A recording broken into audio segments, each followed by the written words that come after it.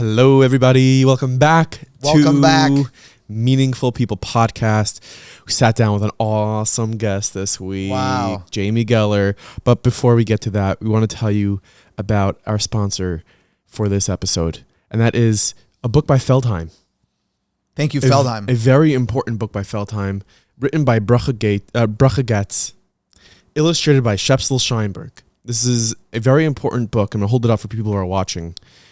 The name of the book is Talking About Personal Privacy. It's a book that's written for parents to read their kids to discuss the unwanted touch, especially while your kids are in camp and going into the school year. It's an extremely important book to discuss, to read to your kids. It has haskamas from Rabbi Yaakov Bender from Darchei Torah, and it's produced by an organization, Project Innocent Heart. And Momo, you have 6 kids. The importance of this book. Yes, my wife and I were blessed with 6 kids, and I wish this book, I wish we would have had this book when we had this conversation with some of our older children, but this is going to be extremely helpful to us for our younger children. It's beautifully illustrated. Thank you, Shepsel. And it just makes the conversation very open, very healthy, while adhering to our sensitivities for tznius. It's a beautiful book, and it really opens the lines of communication, empowering our children to know what is unwanted touch, how to look out for it, how to trust their own intuition about what they're comfortable with and what they might not be comfortable with, and to open that communication with people in their life that they trust. Yeah. And if they have parents that they can talk to about this, fantastic. And they're doing really groundbreaking work. There is an opportunity to reach out directly to the Project Innocent Heart and set up a webinar or to set up a seminar. There's different ways to access this information, and it's really groundbreaking for our community. You know, one of the lessons that they have in this book is just about if an adult tells a kid, "Hey, just keep this a secret. Don't tell your parents," what a kid needs to react to that. So there's many different lessons that can be given over to your child in a very, very amazing, natural, thought out way. So I definitely recommend getting it. We have a promo code for you that is TALK25 for 25% off and free shipping. That is TALK25, TLK, and the number is 25 for free shipping and 25% off this book. The link to order it is in the show notes, it's in the description. So go ahead and hit that and get this for your home. We also like to mention another sponsor for this episode, and that is our friends at Bridge Credit Solutions. Your credit is crumbling and you can't buy a home. You don't know what to do because you forgot about a loan. You really did. And did I just rhyme? Good for you, dude. Wow. I think this episode is Shabbos Nachamu. It is. Matzah Shabbos Nachamu. And part of just putting your life back together is addressing your credit. Yeah, because you can't neglect that. I know, it's been there, right? Like, and anyone that needs credit repair, right? It's typically something that over time has been procrastinated, right? Because that's the nature of the issue. You've procrastinated something, and that's okay. We all procrastinate. But guess what? Today is the day where you say no more. No more. Because there's a solution. And that solution is Bridge Credit Solutions. Yes, so go ahead and hit the link in the description or the show notes. Reach out to them on WhatsApp and say, "Hey, just tell me what the process is like. I need to get my credit fixed up." And there's a guy walking on the street right there. I don't know if you're watching the video. Yeah. He is on the phone with Bridge Credit Solutions. He is. You know how I know? Yes. Because he's got a big smile on his face. Yes. Because his credit is getting repaired with Bridge Credit Solutions. Enjoy this episode. You are listening to the Meaningful People Podcast. The podcast featuring our nation's most impactful, influential, and meaningful people. Jamie Geller.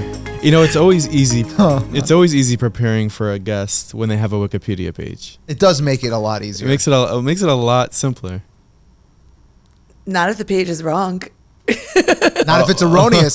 Well, now our work is to correct the Wikipedia page. Okay, right? fine. I literally have an editor. Someone reached out to me just now on LinkedIn to say, I update Wikipedia pages. Do you need any help? And I was like, yes, because it doesn't matter what bio you give. They always check your Wikipedia page. It was, I think, founded at the beginning of time. I have that page for over 20 years or at least 15. And everything about it is feel wrong. But okay, let's do it. Really? Yeah. Yeah. So you weren't born in Philadelphia. I was. You know what Michael Scott says about Wikipedia pages? It says Wikipedia lets anyone edit the pages, so you know you're getting the most accurate information. Okay. I beg to differ. It also made me older. That's, as for a woman, you don't want to be older than you are. Oh, so, really? You know. Yeah. Okay. Oh, that's a funny thing to get wrong. Yeah. Yeah. Your age. Okay. We're not going to test you on it. That's fine. It's not so relevant for the conversation, but it's such a pleasure to have you join us. One more treat for our listeners. Yeah. We spent a couple minutes just troubleshooting the tech. Yes. With Jamie in the Holy Land and us on our way to the Holy Land and not yet there. So we spent a couple minutes testing AirPods and technology, right? And something happened that I thought was worth double clicking on. Jamie wanted to know how much power was left in her AirPods. And an associate of hers popped in and quickly showed her how to just figure that out. And wouldn't it be awesome if we had a way, if we knew exactly where our neshama was at, and we just flipped a little lid, and we knew this is how much spiritual energy we have to get through this particular, like, is it going to make it through the interview? Is it going to make it through the whole session? Tech lets us just see that, gives us that visibility. Yeah, I don't know. I disagree. I think that if you were to see how much percentage you have left, then you would just judge yourself based on that and not push yourself as far as you really can go. Nice. Correct. Yeah. 1,000,000%. I agree with Nachi. I was like, when is it rude to interrupt him or not? Because basically, like, I think if you know, then that's your limitation. And, you know, half the battle is really believing that you are limitless and can do anything. And we know that and believe that. And that's the power of the mind. So I'm totally with you on that. By the way, this is funny. We officially started. Oh, so started. That's did. Nachi's thing, by the way. Yeah. Nachi does like the mid-combo start. Yeah. Listen, like no one Very likes cash. small talk, right? Very cash. No one. So Jamie, you built quite the empire. From a young age to now, you know, many of our listeners are familiar with you, the author of several cookbooks, but currently you're the CMO of Aish, and you've taken on all the skills that you've garnered at CNN, at HBO, in college and university, studying broadcast, and now, you know, you're using that to impact the Jewish world and bring more people back to the Torah. But I want to start and speak to you sort of the early years, the days before you became a Baal Shuva, the days, you know, I guess, just growing up. What was your childhood like?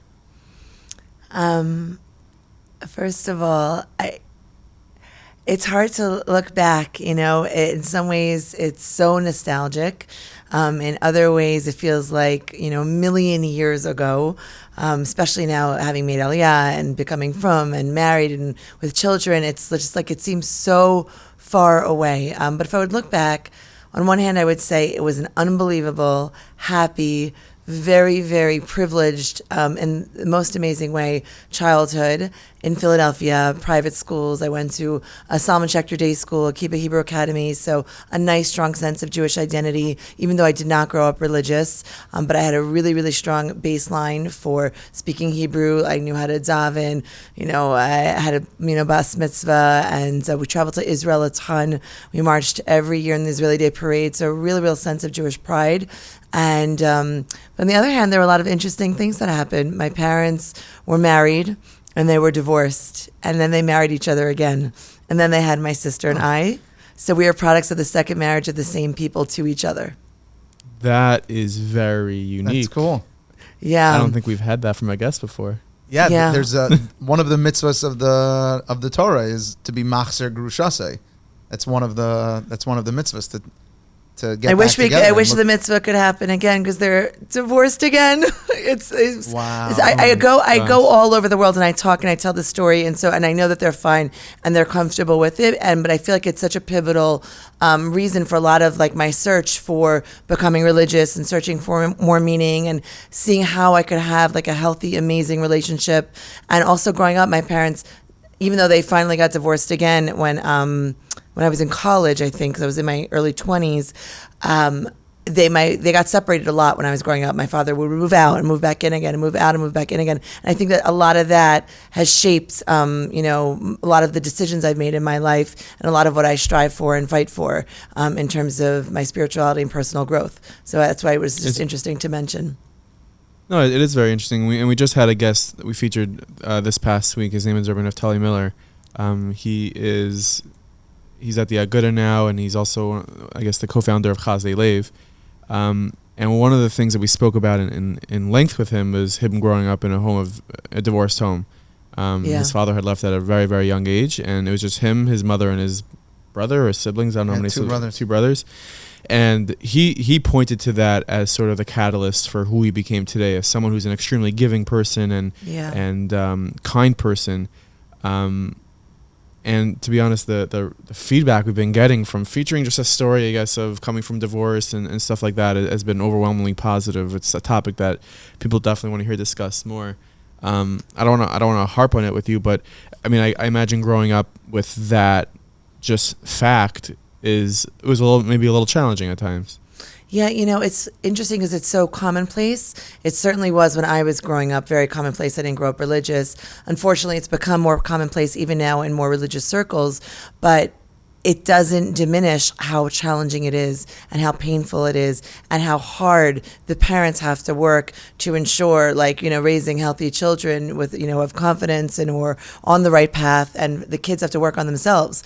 And even now at this stage, my parents, you'd think it's 20 plus years, but it still comes up. It's still relevant when you think about family simchas. You think about your child's graduations, your kids' bar mitzvahs.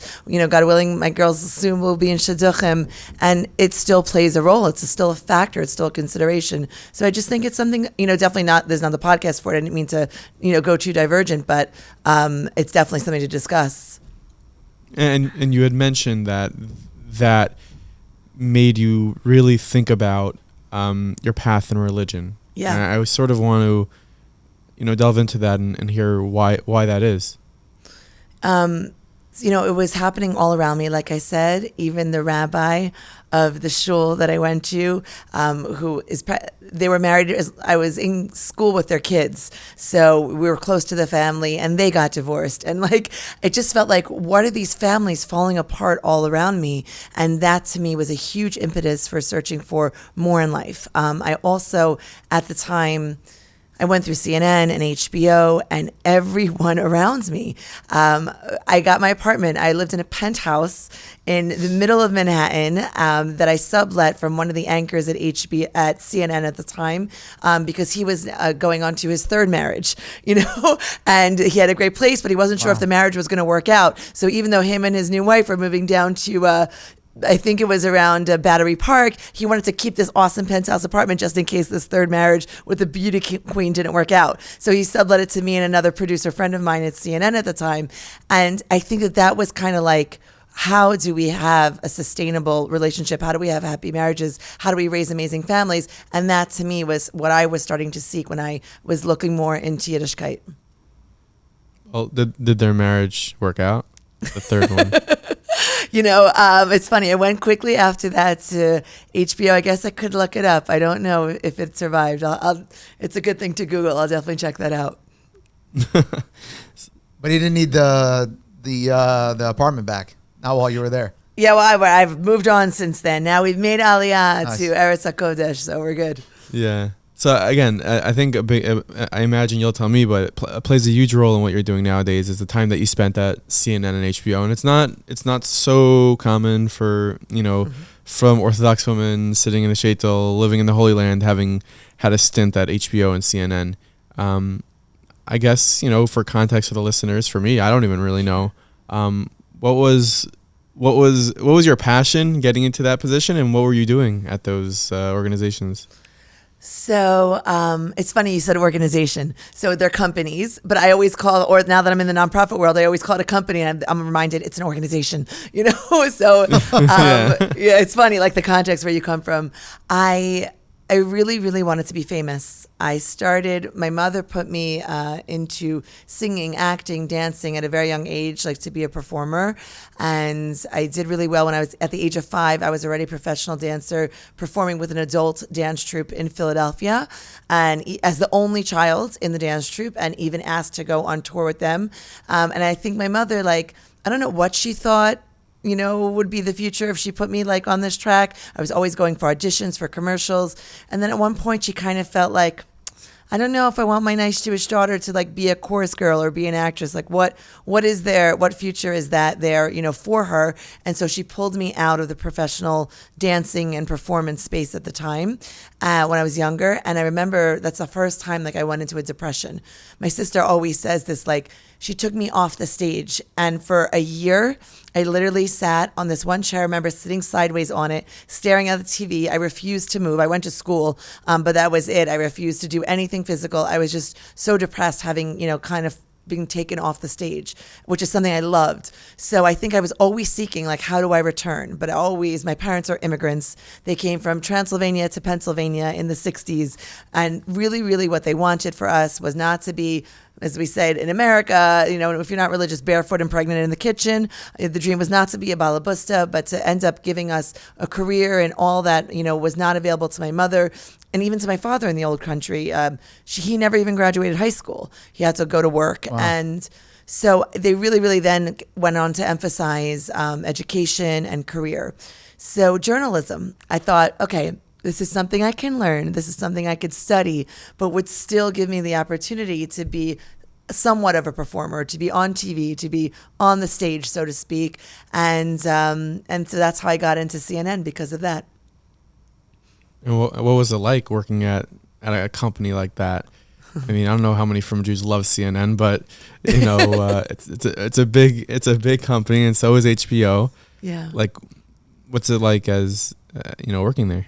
It was unbelievable. It was unbelievable. First of all, I worked in entertainment news. So there are shows now, if anybody knows, there's Access Hollywood, Entertainment Tonight, Extra.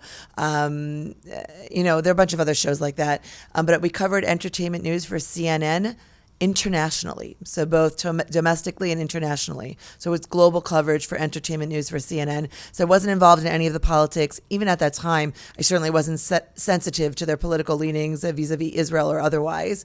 And it was like a dream come true. I got the internship, started when I was a freshman at NYU. And it was such an incredible summer internship. I loved working for them. They loved working with me. I was like a workaholic from a very young age. And so they offered me a full-time job. So I had to finish college. So basically for the next 2 years, I stacked up all of my courses, and I went to college on Tuesdays and Thursdays, and I worked for them Monday, Wednesday, Friday. And then of course, if there were any weekend jobs, no problem. And I finished school in 3 years total, and they were just waiting for me so I could start full time for them. I went to the Oscars, the Emmys, the MTV Music Awards, the VH1 Fashion Awards. I interviewed every celebrity known to man. I was on movie sets. I was flown to, England to interview celebrities, red carpets, behind the scenes, backstage, you name it. I was there, and it was like absolutely at that time unbelievable. It's amazing. I think sort of the theme in my mind for an episode like this is sort of like from HBO to the Holy Land. Yes. So at some point, but that's my talk when I go around and talk all over the world. That's what I offer to tell the stories from HBO to the Holy Land. How I found my way home. Is that literally the title? How I found my way home. Yes. Oh, interesting. Wow. Okay. There you go. The subtitle's How I Found My Way Home. Yeah. And here I am. And I thought I was being original, but I guess I wasn't. And I love the way you framed that it was glamorous. It was incredible, but you did qualify it with at the time.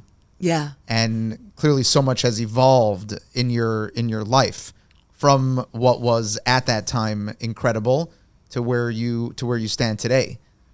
And we'd love to get some visibility into where did that journey begin, especially when you're in that context, when you're really at the top of that world. Where did you even get that spark? Where did you get that inspiration? How did that start evolving for you? Yeah, I love that you really caught that detail and that nuance. And that was exactly the case. I really felt like I was on top of the world. And then my mother and my husband, they fight for literally the spot of my biggest fan. So you'll hear me talk about a lot of them. But in the story, we didn't meet hubby yet. So my mother was like, oh my gosh, okay, what do we do? So now she's this like unbelievable, TV producer and, traveling the world. But where's she going to meet a nice Jewish guy? It's definitely not going to be at the after parties for the Oscars. So she made it her business. There's a lot of Jews in Hollywood, Yeah, correct. But but it's filled with a lot of others as well. And certainly, I said a nice Jewish guy, not just a Jewish guy, a nice guy. So she made it her business to find out where every sort of eligible young Jewish Manhattan bachelor was hanging out, and she really wanted me to go to Torah classes. She wanted me to sort of go to Jewish singles events. And I was like, no way. And at that time, my family did a quick stint in Miami, and she flew in from Miami to take me to Torah classes. So you can imagine, like with your mom in tow, going, but she's a cool mom, and it was really awesome. And I went mom, and what a Yiddish mama also. Yes. Love that. And she wasn't religious at the time, was she? No. But just, so like for her, where'd that come from? I think as the child of Holocaust survivors, I think, she did send us to Jewish schools, even though we didn't grow up practicing anything. We were like kosher style, and she wasn't I just said to someone, we tried here and there to have a Friday night meal. We did go to synagogue sometimes, even regularly we drive there, but we'd go, not every week, but sometimes. And her big thing was like, you don't go to the mall on Friday night. Like, it's like, I don't know why, but like on Shabbos, Friday night, you don't go to the mall. So you see like a very guyish thing to do. So she had a lot of this, from, she speaks Yiddish fluently. She actually was born, post the war in Transylvania, in Bayamata. My father's from Sigetz, famous for Elie Wiesel. A lot of people know it from that. So it was, I think there's that, that was that connection. And sure. She sent me to Hineni, Rebbitzin Esther Youngrice, Alea Shalom, at unbelievable. She filled stadiums, with people. And she also sent me to Aish, New York. And Aish, New York had a Monday Parsha class with Steve Eisenberg. And every time I mention him, someone then goes and sends it to him. And he sends me back after all these years, what nachas he has for me. So this is for Steve to know. But he spoke about it was a weekly Parsha class. And I was like, okay, great. Judaism had punctuated my life until that point. It's Rosh Hashanah. Okay, now we do something Jewish. It's Hanukkah. Now we do something Jewish. But the idea that Judaism could permeate your life, could have value on an everyday basis, could make me a better employee, make me a better daughter, make me a better sister, make me a better potential, spouse in the future, a better friend. That he was bringing out concepts from the Torah portion, which was written, at the beginning of the time, how many thousands of years ago, that were relevant. He made it relevant to young Manhattan Jewish professionals. And I would after his class, I just would cry. I didn't even know why I was crying. So I went up to him after. People would wait in line to speak to him. And I'm like, I'm crying. I don't know why. He didn't say anything sad. I don't, and he was just like, you have to go to Israel. I was like, why is that even the answer? I told you I'm crying. I'm not sad. I'm not happy. I don't know. And he just knew that was the spark. And I had to you need to take those moments of inspiration, because inspiration, as powerful as it is fleeting. Transformation takes time. And he was like, you need to go to Israel.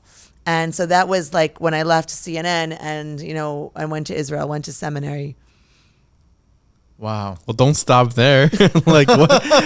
So where did you go? You went to Aish, went to Neve. Where did you end up? I went to Neve. Aish has actually opened a women's seminary now. Aish Aspire this coming year, and Aish Gesher for Women, a gap year program for modern Orthodox, and Aish Aspire is a Balei Tshuva seminary. But we're literally opening this year. But at the time, there was Aish for guys only. Right. So they sent me to Neve, and it was unbelievable.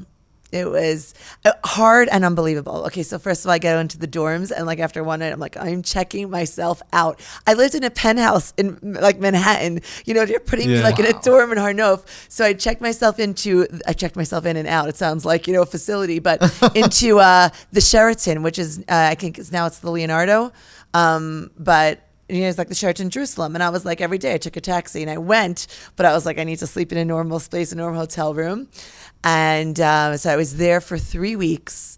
and it was transformative.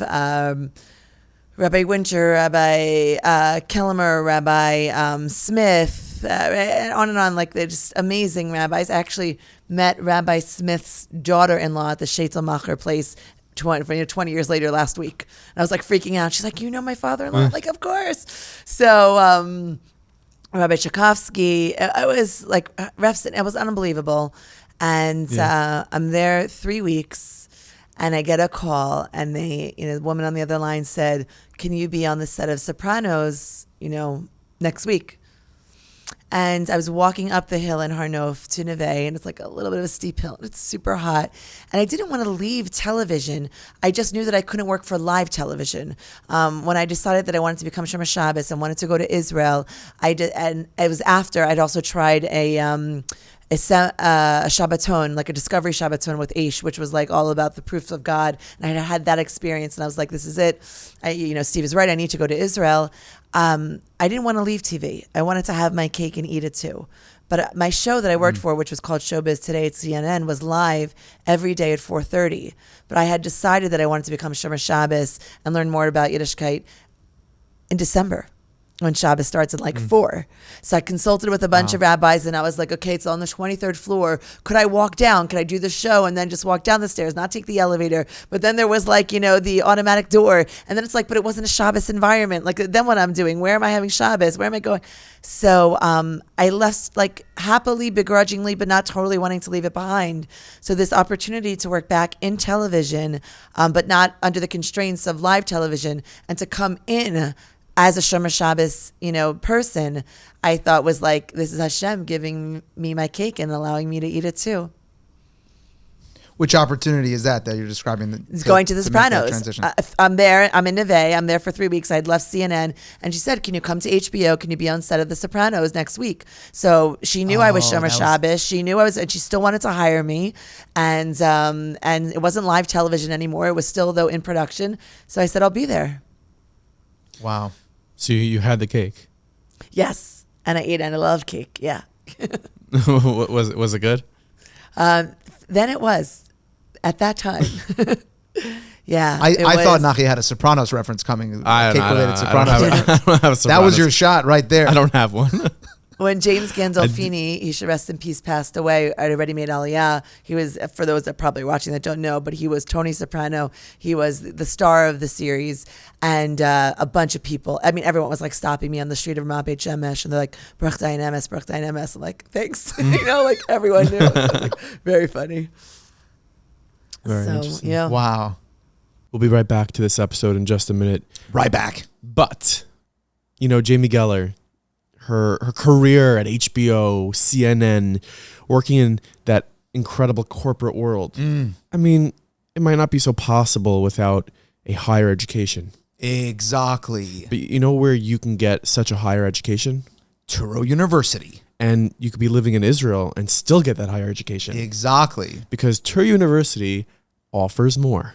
There's more for you. There really is. And what's really cool about Jamie, as you're enjoying this episode, is she worked as a producer at CNN while she was not from, and HBO while she was from. And what that hopefully tells our listeners is that you can totally pursue a career in any arena that you want, but as Nachi mentioned, you might need an education. And Touro University is a fabulous, fabulous option for you because they offer more. Yeah, and mainly because they offer more. Yeah, and we're all looking for more nowadays, right? Exactly. So go ahead and reach out at touro.edu/more. Guys, you know what to do. If you're ready to go to school, university, doesn't matter at what point in your life, there's only one place for you, and that's Touro. Now back to the rest of this episode. I want to zero in on that mindset that you found yourself in, sort of walking up that hill, right? Because when you went to Neve, you weren't leaving CNN, you weren't leaving live television.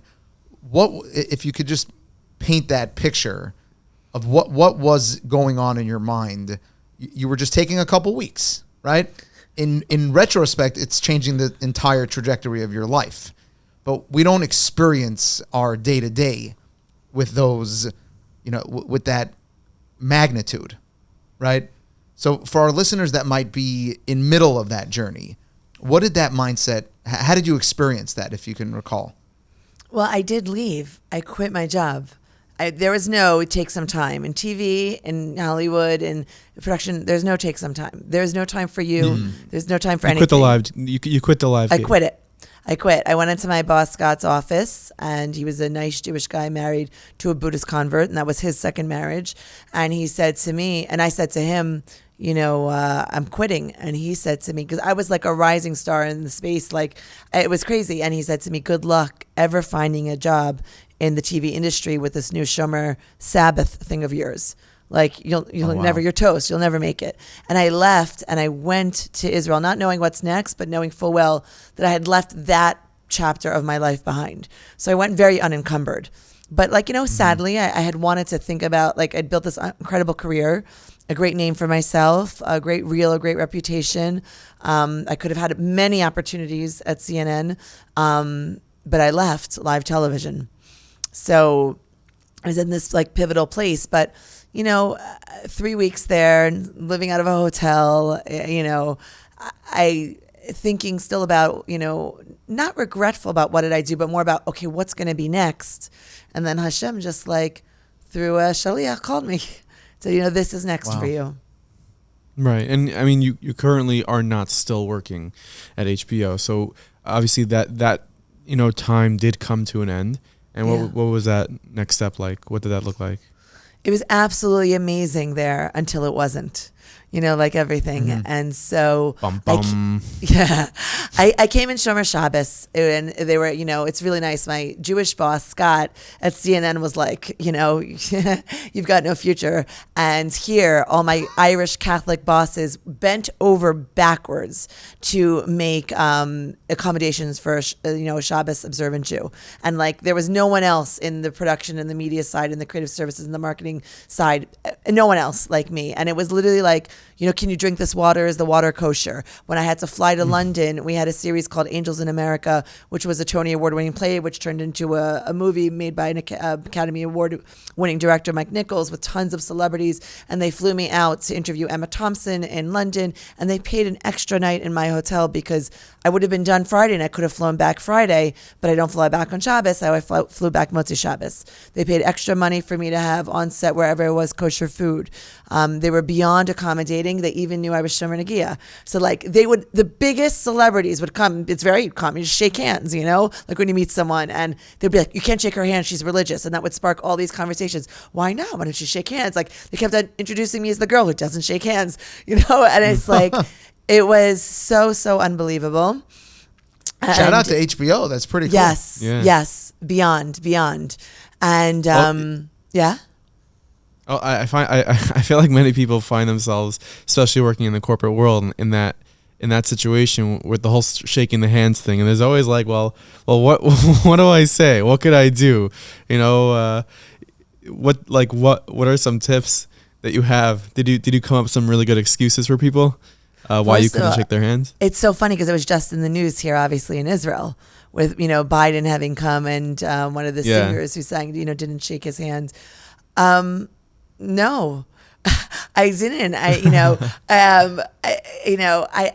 can't even remember what I did at the time. I would just say like, "Nice to meet you," and I would smile. And I don't know, one of my coworkers tie your hands behind your back. Correct. It's like the or just kind of like. I feel like now with COVID, it's a lot easier. Correct. It became It's a lot easier to Bibi was telling everyone, the prime minister at the time, and COVID broke out, to tell everyone in Israel, just namaste, tell everyone namaste, And so it's so funny. So one of my husband, I think is the guy who gives the daf yomi for him, was saying like, this is the best thing that ever happened to From Men, because now like all of the people he works with, the women, oh yeah, Bibi said namaste. No one has to have those awkward encounters anymore. Right. For anyone that's listening, by the way, it is worth it to see the video for the hand motion for the namaste. It's the prayer emoji, which also means thank you, which also means I don't shake hands. It's a really versatile emoji. It is. It gets us into a lot of trouble sometimes. You use that emoji and they're like, "Are you Christian?" I'm like, no. Oh, I feel so. It feels so biblical. Christian. Yeah, correct. Also, yeah, I know. But I also think it's worthwhile to point out that you said that some of your colleagues we're very aware that Correct. this is the religious executive who's not going to be shaking your hand. And that's such a beautiful Kiddush Hashem, where you don't have to be apologetic, or you don't have to come up with an excuse for why I'm not doing something. I'm doing this or not doing that as a way of upholding my values and how I live my life. It's so critical what you just said, because I probably, if it would have been left up to my own devices, would have made the excuses like the Nachi was referring to before, like, oh, I don't feel well, or oh, I have a cold, or, and now they so clearly, when they were standing up for me, could explain what the real reason was. And I don't know if I would have had that same level of confidence. And that's really, really Right. special. It really is. And you had mentioned that it was great until it wasn't. Yeah. So there came a point where, okay, it's not great anymore, and that led to the next chapter of your life. Okay, What was that? So then I'm dating, and it was like a bad scene out of a bad movie. And, half the people wanted to date me because, like, it's so interesting. Oh, a religious girl from HBO. And half the people didn't want to date me, because I'm like an HBO. And I dated over 50 guys. It was like the one date wonder, and just in and out, everything. And I got set up with my husband. And after, we were engaged after 2 weeks and married after 2 months. And I always say Quick and Kosher is not just the name of my first book. It's a metaphor for my entire life. Because, in 5 years, we had 5 kids. And that was boom. That was it. Right. But and thank God now we had a 6th child who was born here in Israel, Baruch Hashem, a million times. But I got married. And we made a decision not to have a TV in our home. I had a TV. I mean, I worked in television, so even though You I worked come in from, It's so ironic. yeah, and so we Trying got to bring married. our work home with us. Well, yeah. I mean, I don't know if you guys remember, but no one has a TV now, but everything's, we watch right. on our devices. But then it was like a thing. And we were like, we're not going to have a TV in our home. We're moving to Far Rockaway. And I was like wondering how I'll do my job, but I figured, I'll figure it out. And I just became, I moved the TV from my home and I got married and we were expecting our first. I became so much more sensitive to the material that I was dealing with. It was normal. I was desensitized. But the second I sort of changed my environment, I changed my name. I became Jamie Geller. I changed my environment. I moved from Manhattan to Far Rockaway. I changed my status. I went from single to married. And suddenly everything around me, my perspective on everything changed. And if I worked for Nickelodeon, which is kids programming, I may still be in that industry today. But working for HBO is like all about pushing the envelope. There was no envelope. It wasn't even about pushing the envelope. It was like the programming was so unsneous, so purposefully so. And we asked a Shiloh. We spoke to Rav David Feinstein, and we called, and I said, I'm expecting, and I feel like, what is my unborn baby? I cared more about what I was hearing. I was so normal to me. I was desensitized. But my unborn baby, I was taking this baby to work every day, and like, what were they listening to in the, in the editing bay or on set? And but I had an amazing job, an amazing paycheck, and had built up this amazing career. And what would I do next? It's not like, where am I transferring these services? Am I going to become a special ed teacher, a ganenet? What am I going to do now? And we were trying to save up for a home. And the psak we got was to ride it out until I'd go into maternity leave. And then I got 3 months maternity leave, plus I had saved up all my vacation days so I could have a little bit more time. It was all paid, and then I think 4 or 5 months paid, even though they offered me the opportunity to come back for a 4-day work week, because I told them It was so hard for me to commute back and forth Erev Shabbos. They offered me a promotion to executive producer. I would have been one of the youngest executive producers. I left at the status of a senior writer producer at the time and marketing executive. And I even went in and contemplated it. And even to this day, I have these weird dreams, mamish, recently, that I accepted that, or I went back, or I'm going back. But I didn't. After maternity leave, I didn't go back. And then I started building a different life, career path for myself. That's I love I love the framework of the Shaila that you had for David Feinstein, that the neshama of the fetus that was in your womb, what the exposure, to be so sensitive to exposure to a neshama even before the baby is born. It's such a beautiful shaila. Yeah. And David asked, he said to please try to get on. There were some other projects that were more tame. So I did try to like refocus myself. I worked on everything from boxing matches to concerts, Janet Jackson, Madonna, Floyd Mayweather for boxing matches. I worked on original series. I worked on documentaries, films, original. So like there were some that were a little bit more chill than the others. And so I did try for that limited time that I had left, that I decided I was going to stay until we had the baby, that I would just try to refocus my assignments. And this really, I guess, closes the chapter on the TV life on HBO and all that. And that's it takes incredible strength to do what you did. And I think it was very, you had a lot of foresight on site. You had a lot of foresight, because if you look at what you'd be dealing with today in these, call them companies, institutions, whatever, CNN, HBO, it's just really Western culture in general has gone such a weird way, and now you're dealing with Aish. Now you're dealing with using those skills, and I can't help but thinking that it's so divine. You needed to be at HBO, you needed to be at CNN to be so successful and learn on the job of what you learned, to be able to take on what you've taken on now at Aish. I can mamish cry just hearing you say it like that, because I did cry when I left, and I said to Hashem, like, what did I just spend the last 10 years of my life doing? Did I just waste 10 years? Where will I ever use these skills again? For what? You're using them now. You've taken Aish into the future in terms of, correct. In terms of like, but everything. It took so long to figure it out. Do you know what I'm saying? Like, I sat there and I was like, what a waste of 10 years.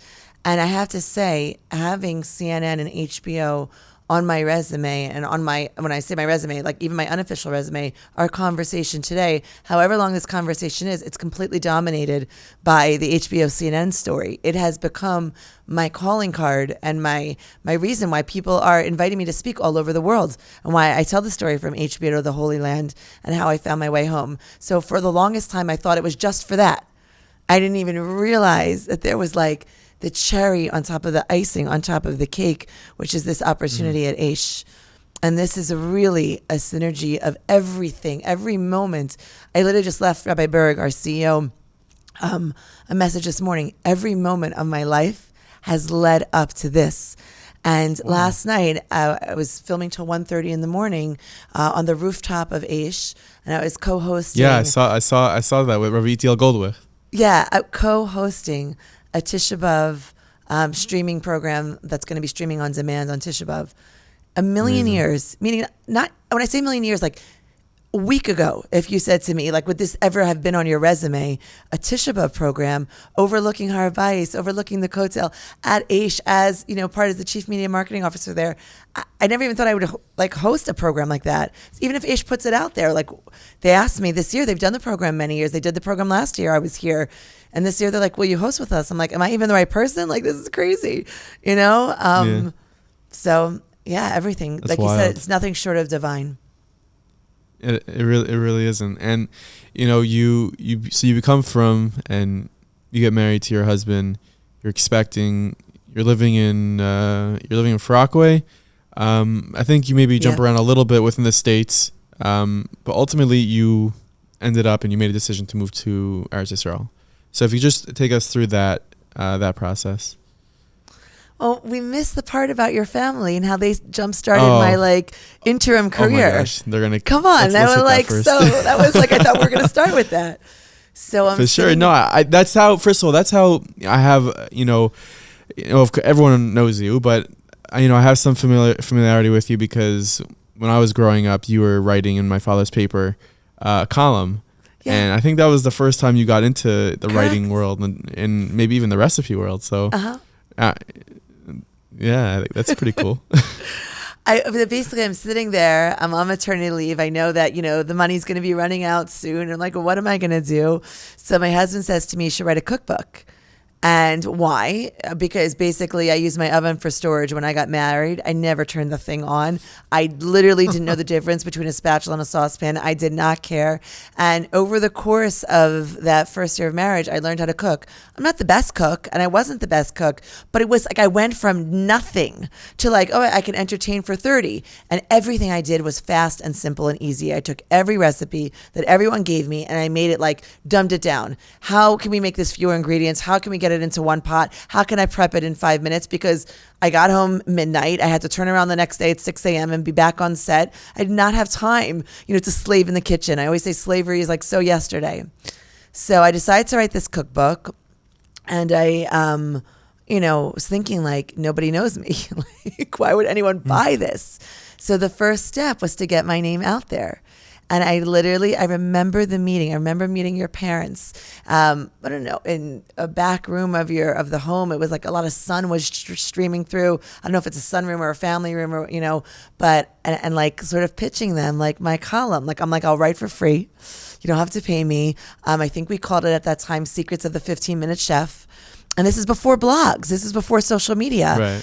Eventually it morphed into, once I knew what the title of the book was going to be, Quick and Kosher. And I think we called it, either Quick and Kosher or Recipes from the Bride Who Knew Nothing, something like that. But it started as Secrets of the 15-Minute Chef. And I really wrote a whole story about like what my life that week, just like what I went through. And then a little quick recipe at the end.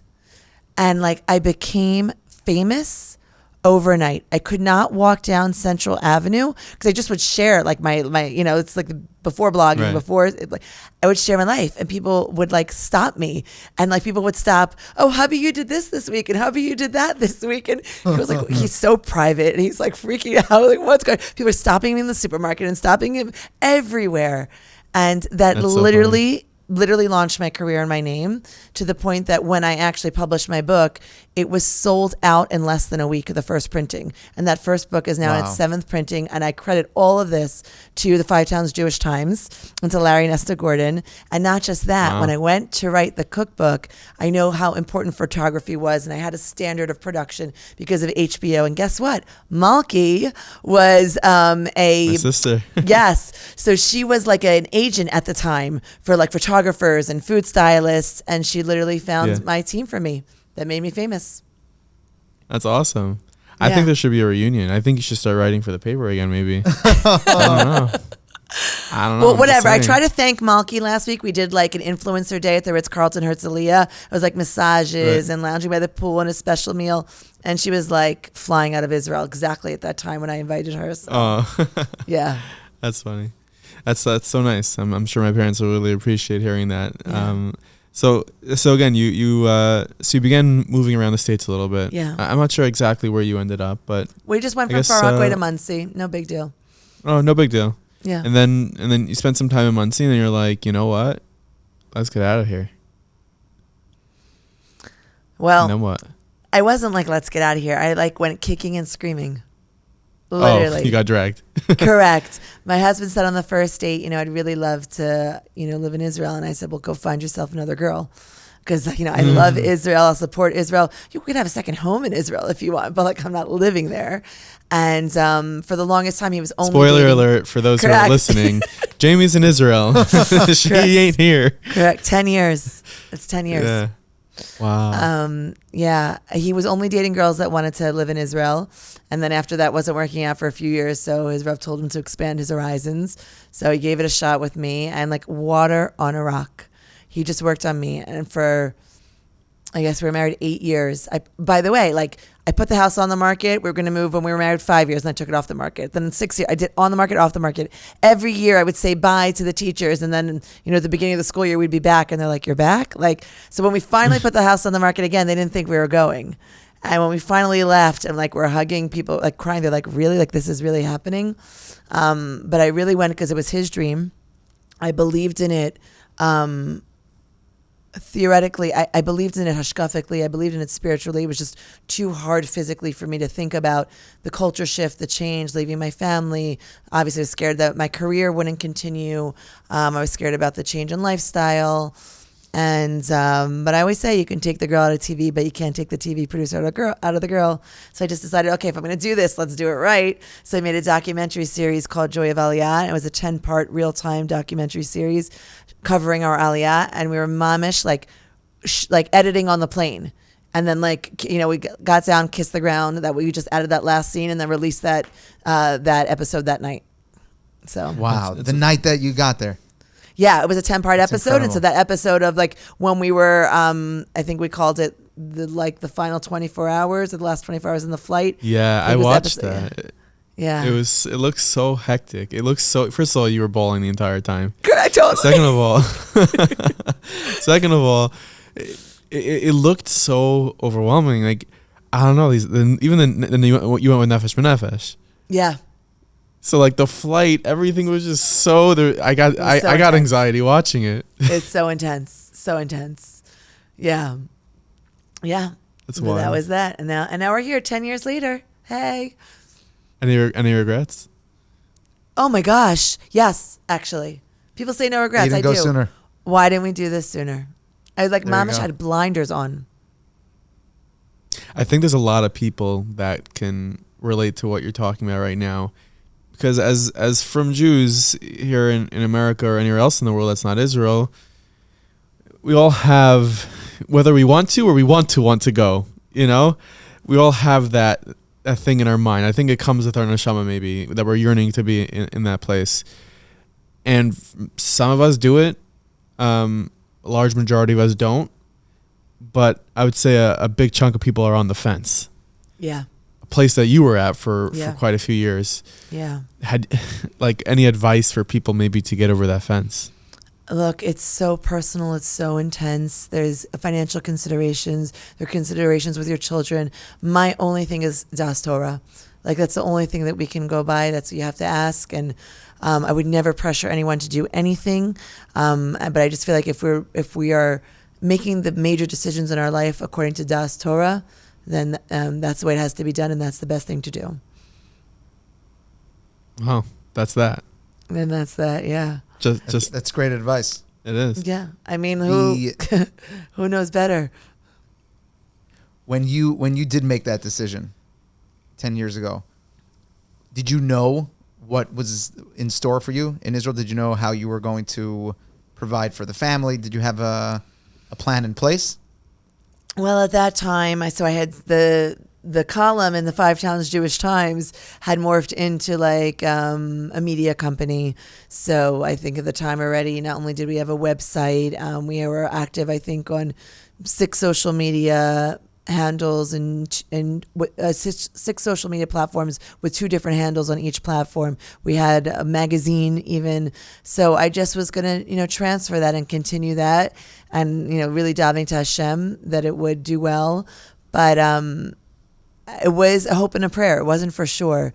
And I'm telling you 2 things. One is Israeli food like hit the scene and started to have its moment exactly at the time that I got here. When I thought I would be so behind and so far removed, it suddenly became like a conversation. And I actually think my earpiece is dying. It says low battery, but we'll hang out. I don't even know what time it is. And then we were here. We came in August. In March, we had a call with Kraft Heinz. They were interested in doing like a promotion. Do you guys know Tempty cream cheese? It's chalav stam, so I don't know if you know it. Okay, but it's like a whipped cream cheese. It was in a pink. I think most people here eat chalav stam, no? Most people don't. Sorry. I don't know. Okay. I don't want to out anybody. Right, totally. That's like, we don't want to cancel anyone. We don't out anyone. Nope. But Tempty cream cheese. I of course, only eat chalav Yisrael. Right. But so other people. Then you have no clue, but let me tell you, it's a pink cream cheese. The container is pink. It's whipped cream cheese. And it's part of Kraft Heinz family, made by the same people that make Philadelphia cream cheese. One of the most famous cream cheeses, or probably the most famous cream cheese in the world. And they saw a surge in their sales at Pesach time. And they had no clue why. They had very limited, distribution. They're mainly only in the Northeast. And like, what's the deal? And they were so lucky. The head of the digital agency, which is a mainstream, massive, award-winning, one of the top 3 digital agencies in the world, happened to be a frum Jew. And she said to them, you're seeing this surge because it's Pesach, and the whipped cream cheese spreads on matzah so much easier than like the brick of cream cheese. So she's like, she was one of our fans and followers, and she said, I think we should do a campaign with Jamie Geller. So they reached out to us. I'm in Israel just a few months. And, they said they wanted to do a campaign for $60,000. And let me just tell you, at the time, this 10 years ago, and we were like, yes, of course, we'll do it. We could do this. We could do that. We were like, we told them everything. We gave a proposal. We did 100,000 different things. And I got off the phone and I said to my colleague, my partner, we're like, did they say 16 or 60? We didn't even know what we were agreeing to. She's like, and we weren't sure. And anyway, it was $60,000. And that was the first 5-figure brand promotion that I got 10 years ago, that ended up becoming a multi-year relationship, that ended up turning into a Philadelphia cream cheese relationship, that ended up bringing us with major brand contracts. And that all happened, I think, from the nace of coming to Eretz Yisrael, mamish, the bracha of the land in Eretz Yisrael. I would really I totally agree with what you just said, because there are many influencers nowadays, especially dealing in the food world, call them foodies. I think maybe, I don't know if it's 100%, but you were very, very early on in that industry, maybe the first. And I don't know if any people got 5-figure brand deals with major companies. So I would totally say, yeah, that's a tremendous amount of mazel that you were able to secure that, especially so early on. Yeah, 10 years ago, that wasn't happening. First of all, it wasn't happening that mainstream companies were paying attention to a kosher niche. That's the first thing. The second thing is, it was a 5-figure brand deal for a 6-week campaign. $60,000 for 6 weeks 10 years ago from Kraft Heinz for a kosher niche. It was unbelievable.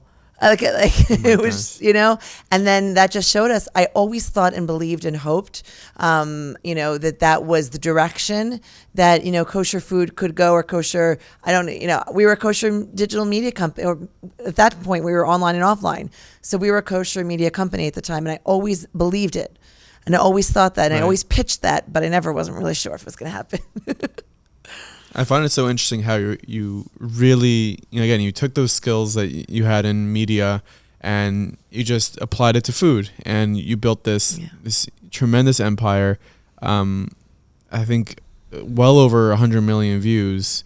A billion. Maybe even a billion. We have a billion maybe views. Just wanted to go a billion views. That's why I don't like the YouTube page, because it tells you how many views are on the YouTube channel. Sorry, the Wikipedia page. That's why I don't like it, because it tells you how many views are on the YouTube channel. But the majority, we got our majority of our views on Facebook at the time. Now, obviously, we're on Instagram and TikTok as well. But we got to the billion. Challenge to one of our listeners.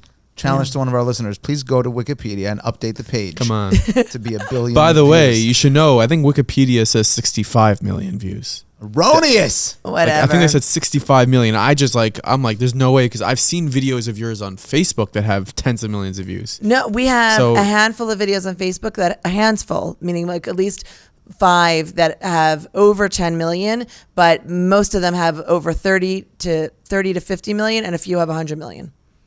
It's incredible. One view. And these are sort of, these are how-to videos in terms of how to make something, right? Those style hands those style and videos. pans. Just the hands and pans. Yeah. That's amazing. And that really, you're known for a large part for the last at least decade, for the cookbooks that are bestsellers that you put out, for these the social media presence that you have, for the recipes. I think your website has, Wikipedia says 10,000 recipes. That's correct. That is correct. Is it just 10,000? I mean, it's over 10,000. Yeah, but it's over 10,000. Okay. But recently you. And I was so excited to see this news. I think I read it on LinkedIn for the first time. And maybe you were it was 2 years ago. one of the first people to congratulate me. Who, me? Yeah. Really? That's pretty cool. Nice. I just was so. I'll tell you what, because again, I'm in the organization world with Meaningful Minute, Meaningful People, and I always keep my eye open, because again, I wasn't a Rav or a Rebbe getting into it. I was sort of someone who appreciated business and media, and I went from that angle. So seeing such a big organization like Aish hire you, Jamie Geller, from HBO, from CNN, who built a huge food network, seeing them hire you as a CMO is like they're getting it. We're getting it that there's tens of millions of people in the world that we could be reaching and just funneling to Torah, and it was so exciting to see. And I think that there was a specific challenge that was sort of taken on with your hire, with yours. I don't know if it was simultaneous with yours and Rabbi Berkowitz. Yeah, but so there was Rav Berkowitz, the Rosh Hashiva, had put in place a vision, Aish Vision 2030, and the goal is to get 3 million Jews learning Jewish wisdom by 2030. That's 20% of the global Jewish population. 3 million Jews who are not, like you and I don't count, by the way. We're already learning. So the three of us, we can't put that up against the 3 million. But that was a vision that was put into place prior to my hire. And Rabbi Berg, really to his credit, the CEO, the Rosh Hashiva is the visionary. Rabbi Berg sort of goes ahead and makes sure that we execute that vision. He's the spiritual leader, of course, of the organization. And, he was like, where are we scaling? How are we getting to 3 million? And we know that the majority of that scale is going to have to happen on digital. We're not giving up on the brick and mortar, the 100 branches across, the branches across 100 countries. We're not giving up on the in-person touch points. But when you talk about scale, this is a businessman, we really have to do things a lot differently. And digital is the place to scale this vision and to make this a reality. So it was such it's a zechus, it's a career highlight, the ultimate privilege and honor to be here, the first woman on the leadership team at Aish. The position was, created for me. They're like, what do you want to call it? I was like, we should call it this, because there's no marketing director even when I walked in, and media was not even as part of any of the divisions, at Aish at the time. And it's an unbelievable privilege to be here in this space. Cool. Yeah. Beyond. I heard, beyond. I have a friend of mine works for NCSY. Yeah. And he told me that he participated in a Zoom meeting with Rav Yitzhak Berkowitz. Yeah. And he sat in the meeting he said it was like an hour meeting. And anyone that knows Rav Berkowitz knows that every minute of his day, literally, this is not an exaggeration, every moment of the day is accounted for, allocated to a specific purpose, to a specific project. And he spent 1 hour. People need to understand the value of 60 minutes of Rav Berkowitz's time. And he spent an hour understanding the nuanced differences between Instagram and TikTok. And if you're going to reach 3 million people by 2030, we need to know how we're going to see them, how we're going to get to them. Correct. And it's not even reaching 3 million people. It's having them learn Jewish wisdom. The reach is like we can reach that tomorrow. And if you throw enough money at something, day. Yes. Yeah. So the idea is that we get them learning Jewish wisdom, that it's part of their life. They're learning it and they're sharing it with others. That's a big part of the Aish motto that I learned when I got here. The Aish Hashkafa is taking responsibility for the Jewish world. So it's not enough that you learn, but we actually have to. Aleph Rav Noach said, the founder of Aish, you teach Aleph. Not enough that you learn, but it's learning and sharing timeless Jewish wisdom with their peers by 2030. And how do we define learning right now? Everyone's going to want to know that. Does it mean opening a Gemara? What does it mean? It means engaging with our content online on basically a weekly basis. We're looking for 4 times a month over the course of a month. And then we're measuring that over the course of many months. We hope that after about 6 months, so let me just take a sip of water 1 second. Sure. We hope that after 6 months, people will cycle out and look for partners in Torah, will look for one-on-one learning, look for in-person chavrusas, look for in-person experiences, whether it's Shabbat experience, maybe a trip or a mission to Israel. Our goal is not to be cradle to grave, but to really cast a wide net, engage people that 72% of North American Jewry are completely disassociated with their Judaism. 28% are Orthodox, Reform, conservative, pro-Israel, somehow connected to their Judaism. That's the 28%.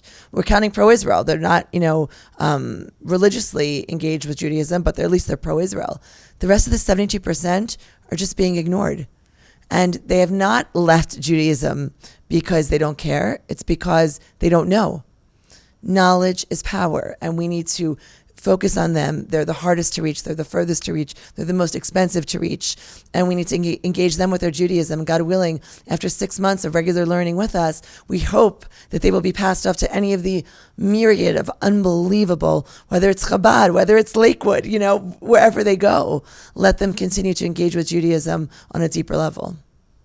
For the layman that is watching, what does layman mean? Layperson. What's a layperson? Like non-expert. Non-expert. Okay, perfect. For the non-expert, for those who don't know what a layman is, for the non-experts that's watching or listening, and they do learn and they are Jewish, do they, and again, they're not the CMO of Aish, but do they have a role in this? And what role can they play in helping? You guys ask the best questions. We are about to launch, God willing, at the end of this quarter, our ambassador program. So, nice. So this way, there are many ways to get involved, to be part of the movement.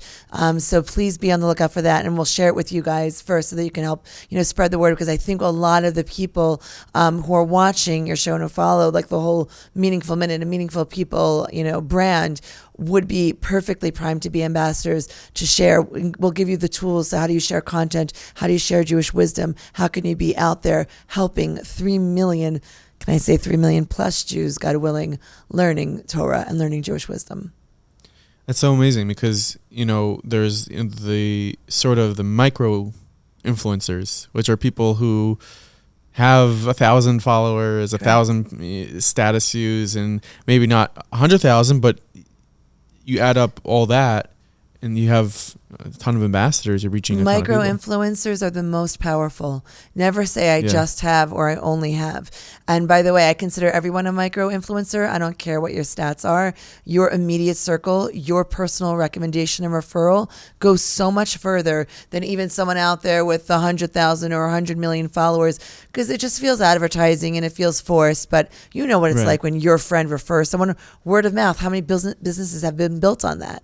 So everyone in my mind is an influencer, and I don't care what, if you don't even use WhatsApp status, Yeah, no, for sure. Jamie, I think, your story is incredible. It's really, this chapter to me has just gotten started. Yes. It's amazing. You have this challenge in front of you, and just zooming out a little bit and seeing where you started and what you were involved in with, where you were before you became religious to now. How cool is that for you? It's a pinch me moment. It's a thank you Hashem moment. It is the reason to get up and say Modeh Ani every day. They're hard. It's hard to find the right words to express of how much I believe in what we're doing and how humbled I am to be part of this mission. And like I told you before, now you know, after we've spoken for this long, I do feel like every single part of my life has led up to this moment, and everything that I did in the interim with my company Kosher Network International was really like moving from, traditional media to new media and understanding the social landscape and the digital landscape. I would not even be able to get here either without that. So it's as we say in Israel, gam v'gam, HBO, CNN, and Kosher Network International, and social and digital. So I feel bad that I have to go now, but it's like it was an amazing conversation. Can I just say one last thing? For sure. I don't want to leave without saying how I really feel like you have changed the landscape of how Torah is shared with the world. And everyone has copied and followed your model. And copying is the best form of flattery. And so I just want to say that, followers since the beginning, the Meaningful Minute is just, like I said, the microbites of Torah Judaism, of Jewish wisdom, really an inspiration, have changed my life personally and have changed the landscape of how Torah is shared. So thank you for finally having me on the show, so I could tell you that. Thank you so much, Jamie. I really appreciate the time you're giving us.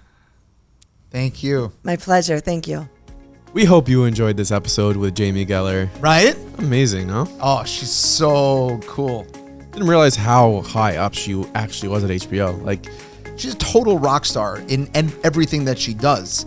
She's done anything she takes on. Yeah, she just crushes it. And she's really revolutionizing what's being done at Aish, by the way. I don't know if people may not pay so much attention to Aish of what they were and what they are now, but like for me, just seeing the difference in their look and the content they put out, having her on board is just really incredible with what they're doing. Their output so much more and so much, just it's very intentional. And it's clearly bringing tremendous aliyas neshama to Rav Noach Weinberg. Yeah. For his vision, how their modern day execution of his vision to reach our millions of brothers and sisters who just need a dose of Torah wisdom. Yeah, absolutely. And for those who are wondering, well, I got more because I visited Turo's website, but how can I get more of Meaningful People? And that's by heading to meaningfulminute.org. We got articles, we got in-depth content, bonus content, and there's a lot more for you there. So head to meaningfulminute.org or download the Meaningful Minute app, and you will see more. Check it out. One of those more things is we have a podcast called Deep Meaningful Conversations with Alex Fletcher and Rifki Silver, and there was just an episode that released last week titled Kala Classes 2.0. So if you are a female, you might enjoy that episode, so search them on Spotify or Apple or go to meaningfulminute.org and enjoy that. Until next time, guys, we'll see you next week. Thanks. Adios.